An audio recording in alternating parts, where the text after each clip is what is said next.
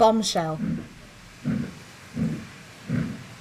Written and narrated by ButterflyCoffee. Produced for audio by Mr Joj.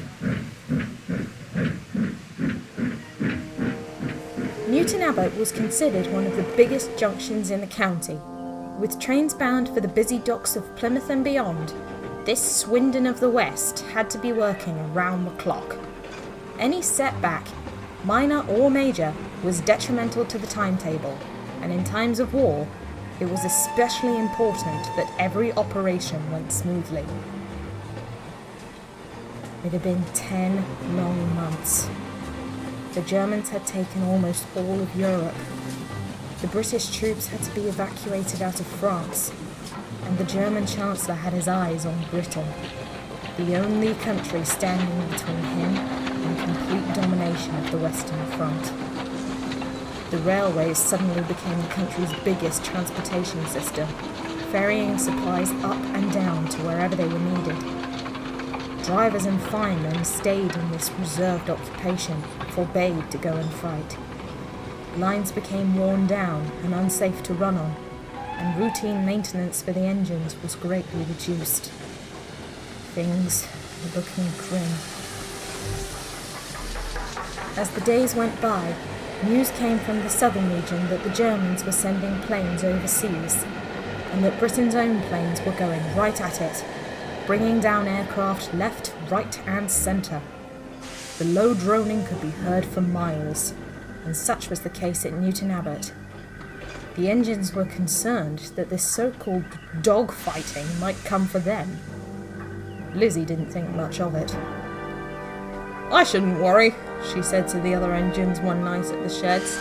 "Aeroplanes are awfully slow things. It's no wonder the pilots would call them kites, because they really did look like kites." "But they're building a shelter for the crews. I saw it on the way down from Acne," Hercule cut in. "That means it could come here and get us." "I do hope it doesn't," Duchess worried. "What would happen to us engines if we were out in the open and got caught up in an attack?" "Calm down, for crying out loud!" Lizzie rolled her eyes. "It's not coming to Newton. You may have seen a shelter, but I've seen them setting up guns. Huge guns. And that'll knock any old two-winged aeroplane clean out of the sky." Caitlin didn't understand much of what was being discussed, but she knew that an aeroplane was like an engine, in that it needed a driver.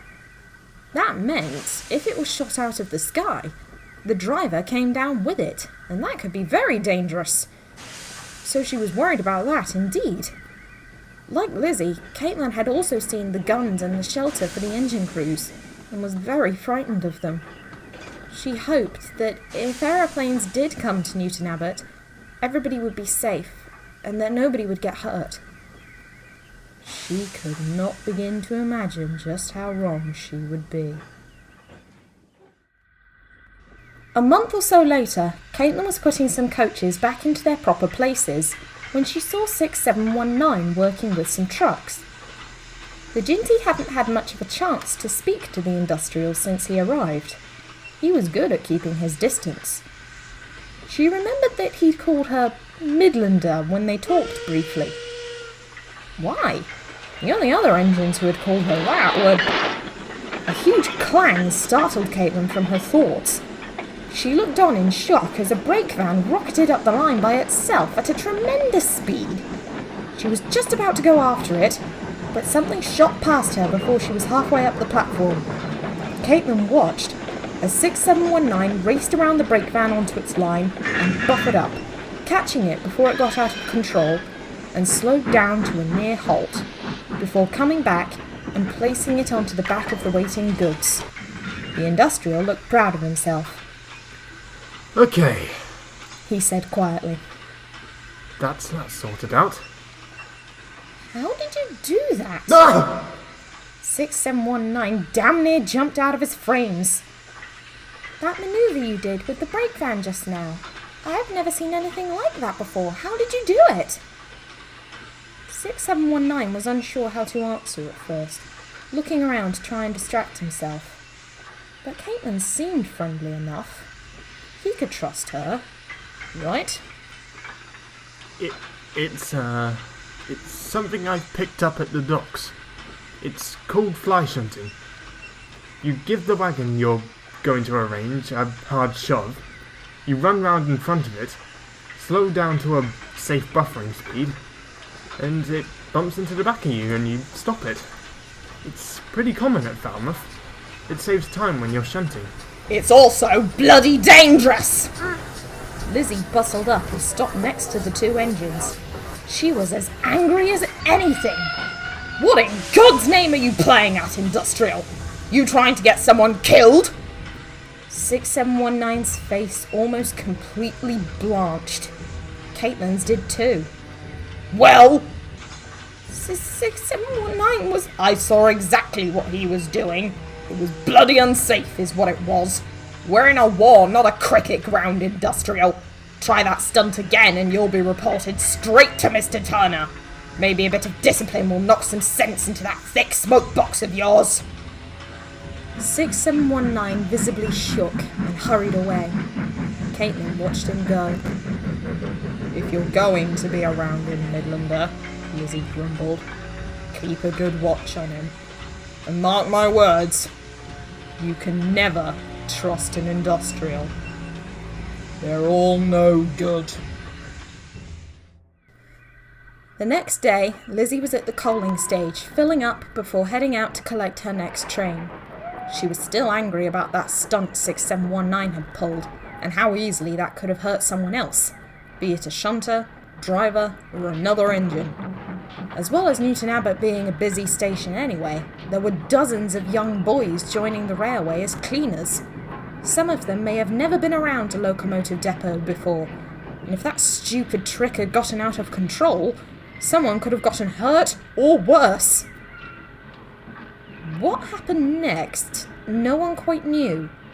Lizzie thought it was all 6719's fault, and 6719 said his driver had forgotten to set the brakes properly. Either way, 6719 had been waiting behind Lizzie when he started rolling forward, gaining enough momentum to shunt into the front of the 4300 and have her move off and jump the rails, landing her tender in the ash pile. Both crews swarmed their engines to check for damage. Seems okay, doesn't she, Bill? We'll have her back on once the crane ops to it. Lizzie was not okay at all, though. She stared bayonets at her derailleur. If looks could kill, the tank engine and everything within 50 feet of him would be molten slag. You bloody clumsy idiot! What on earth possessed you to do that? Another stunt of yours, is it? 6719 began stammering uselessly. Yes! Neither engine spoke, for a sound they'd never heard before not only stopped them, but the whole station dead in its tracks. Low, mournful wailing called out across the yards from the station building. If there were ever a noise that perfectly described a ghost. Men suddenly ran for the shelter, and others went for the big guns, calling and screaming in a frenzied panic. 6719 got bumped from the back as someone dragged the Industrial out of the way, and some running for the shelter dragged Lizzie's crew with them. Everything seemed to happen at once, as people and engines desperately tried to scramble for safety. That awful droning cry kept ringing out all the while, even when the yards seemed utterly devoid of life. Men and boys huddled in the shelter, and abandoned engines, Lizzie included, sat where they were, left with no option but to face whatever came next. And it came. Oh, it came all right. Lizzie gawked up at the sky, her eyes widening in horror. Those aren't kites. Another droning noise, more aggressive like 1,000 swarming bees, came out of nowhere, accompanied by huge aeroplanes passing through the skies. They were headed straight for the station. If that wailing was bad enough, the screaming and exploding was next. Great blasts shot out all around, and chunks of earth went flying as those aeroplanes began raining their bombs onto the ground below. Smoke and dust completely clouded the place, and no one could see a thing. Engines left alone were crying out for help, and choking furiously. Sleepers were blown out, windows were smashed, steel girders came crashing down. Barely anyone could hear anything outside of the terrific noise and fracas, and they all began wishing like anything that it'd be over soon. Please let it be over soon, please let it end!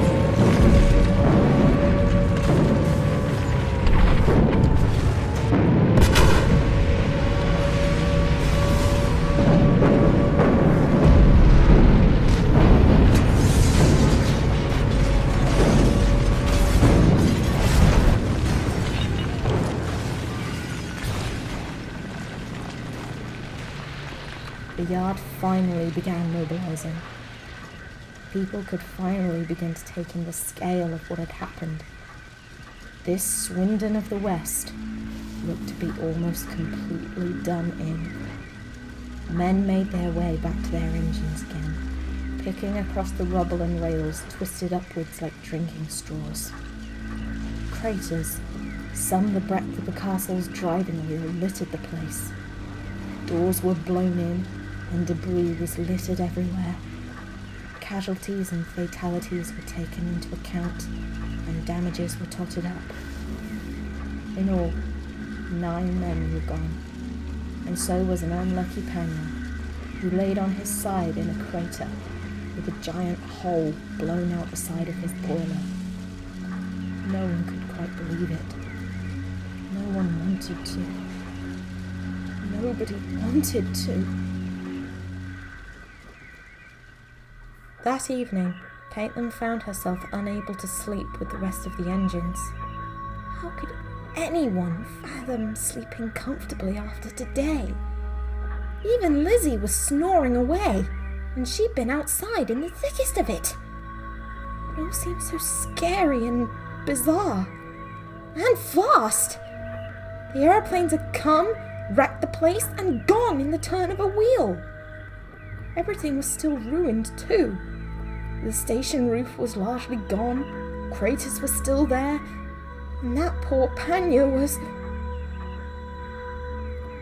Caitlin suddenly felt very small and hollow, like she was being scolded by Mr. Turner. That hole in the wrecked Panya's side kept flashing in front of her, and she couldn't make it stop. She wanted it to go away and leave her alone, but it wouldn't. She could still see it.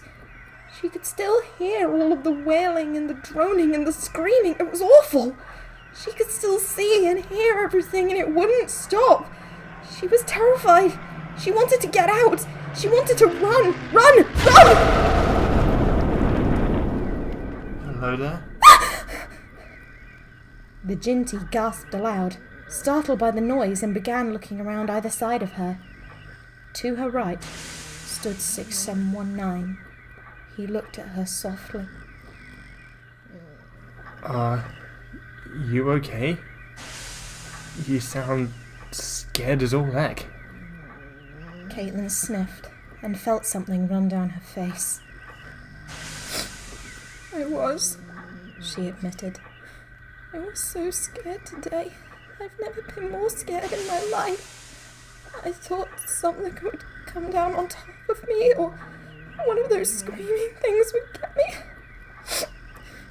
I thought I would die. Me too. 6719 tried to laugh, but he couldn't make a proper noise. I thought I was gone for sure. The 2 engines just sat there. Why? Caitlin looked up. Why what? I don't understand.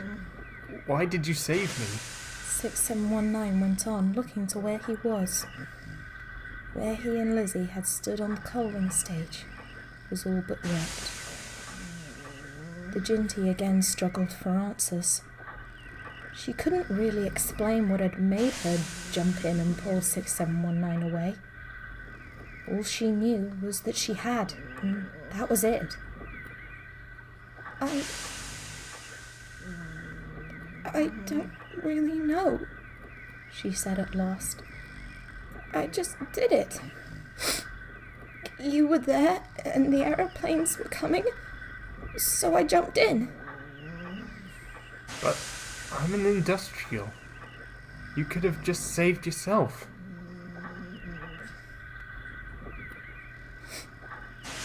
I could have, said Caitlin at last. But I didn't want to. I mean, you seem like the sort of engine who keeps to himself, but doesn't want to. Not like Louise or Lizzie can be. I don't think that's who I am. And I don't think that's who you are either.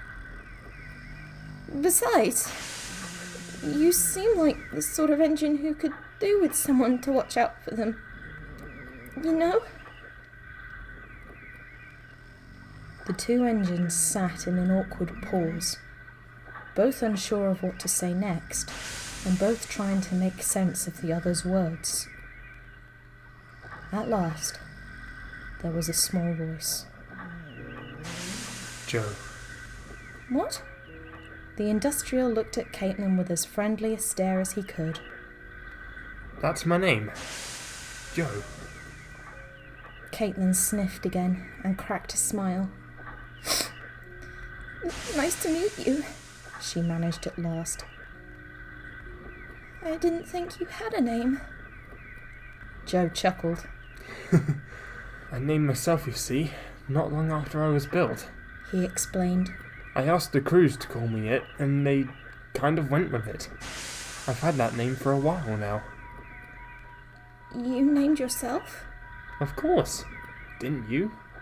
No. Engines don't get names unless they're given one. How do you get yours then?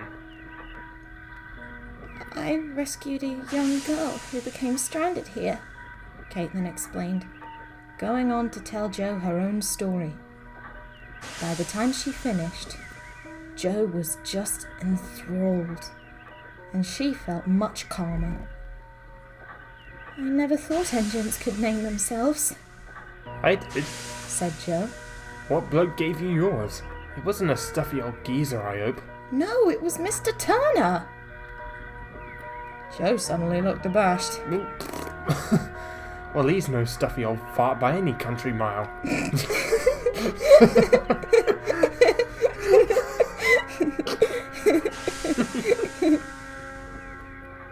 Caitlin laughed quietly, and Joe found himself laughing too. It's nice to be able to finally talk to you, smiled Caitlin.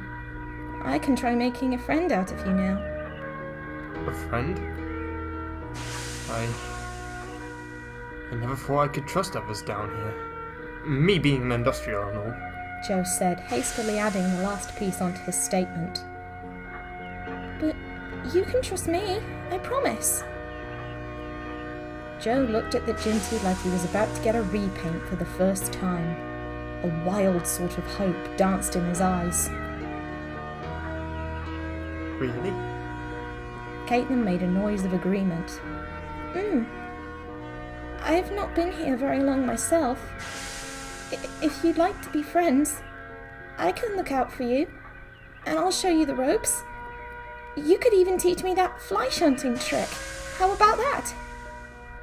A wide, soft smile slowly lit up Joe's face. He yawned and found himself staring up at the moonless sky. A small puff of breath escaped him. I think I'd like that very much.